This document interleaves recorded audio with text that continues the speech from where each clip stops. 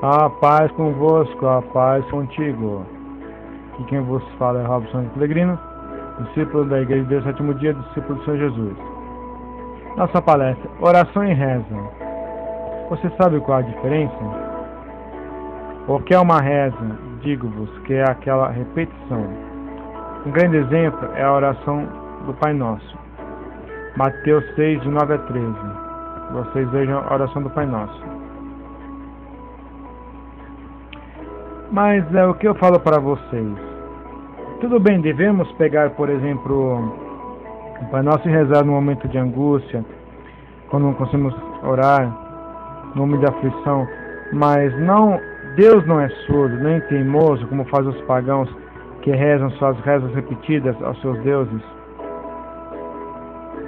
como fazem a Igreja Romana, que reza o seu terço, ou reza suas orações, suas rezas a santos, muitas vezes repetem, como fazem os judeus com as suas rezas repetitivas. Por isso que muitas vezes, quando se reza para um ídolo, como o terço ou outras rezas mais, não se passa do teto, porque rezam para ídolos que não existem. Voltando ao assunto, mas nós como rezamos, quando rezamos direito, não devemos ao rezar nos mostrar, mas ser discretos. Ou seja, veja só Mateus 6, 7 a 8. Orando não use de repetições como os pagãos, pensam muito, falam muito e pensam que serão ouvidos. Não seja igual a eles, porque o Pai sabe o que é necessário antes de pedirem. Mateus 6, 5 e 6. Quando orar, não seja como os hipócritas que se mostram orar em pé nas sinagogas, nas esquinas das ruas para ser vistos pelos homens. Quando orar, entra no teu aposento, fechando a porta, ora teu Deus que está em secreto, teu Deus te vê em secreto, te recompensará publicamente. Então nós vemos o que? Devemos fazer como Davi. Ele fazia suas rezas, rezava o que? Deuteronômio 6, o Shema, rezava salmos 3 vezes por dia no seu quarto. Ele fazia de manhã, tarde e noite. A oração é diferente, o diálogo com o Eterno, o diálogo com Deus, conversar com Deus.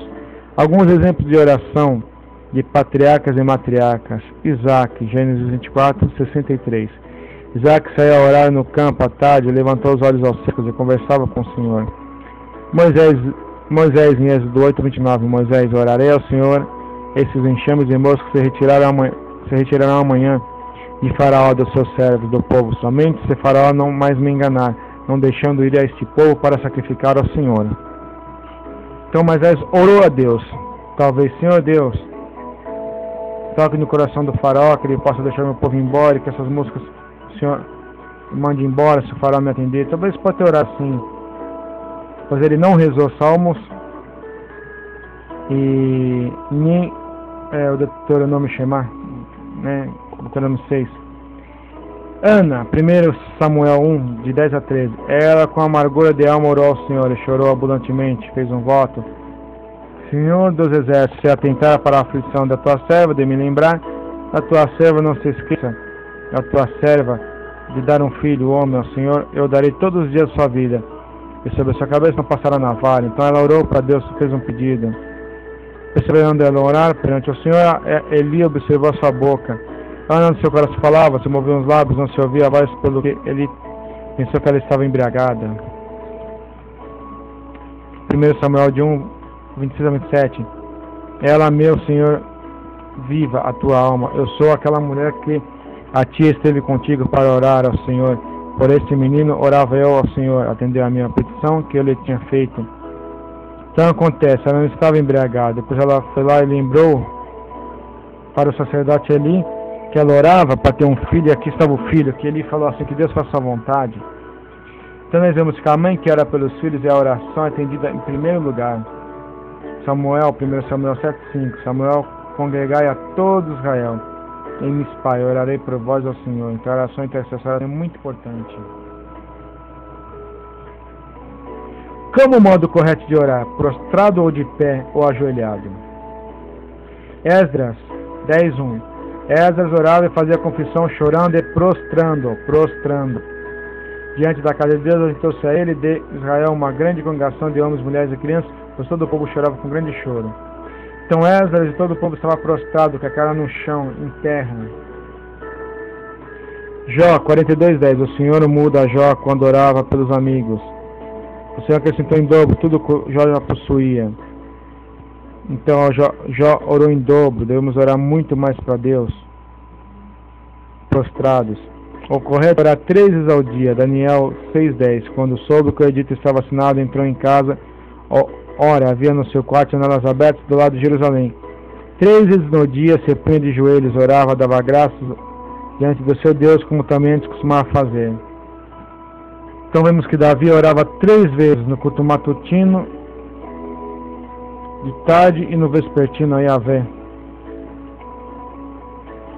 Até o Messias Jesus, filho de Davi, orava a Deus.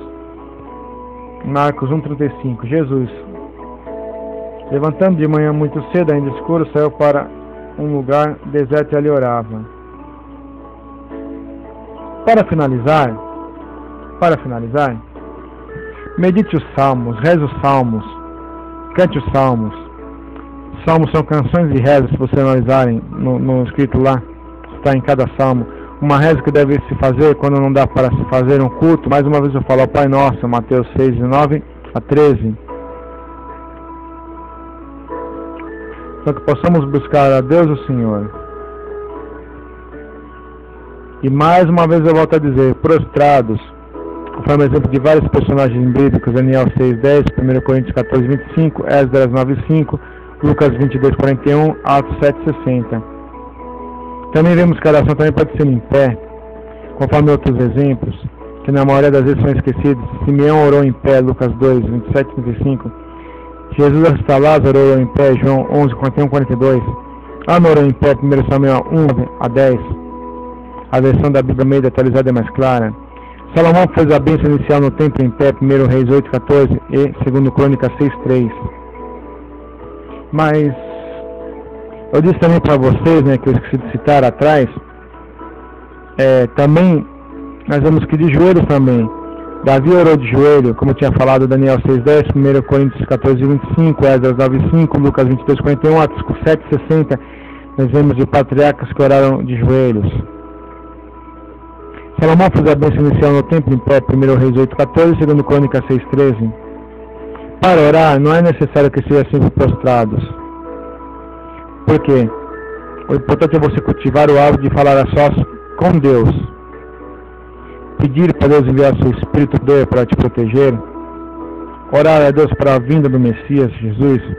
Então, como diz no Shema, Deuteronômio 6:7. E as ensinarás teus filhos e delas falarás assentado em tua casa, andando pelo caminho, deitando-te e levantando-te. Então você pode orar de tudo quanto é jeito. Caminhando, quando ocupado com os trabalhos diários. Falar sempre com Deus, mas o correto, como eu disse, é prostrados.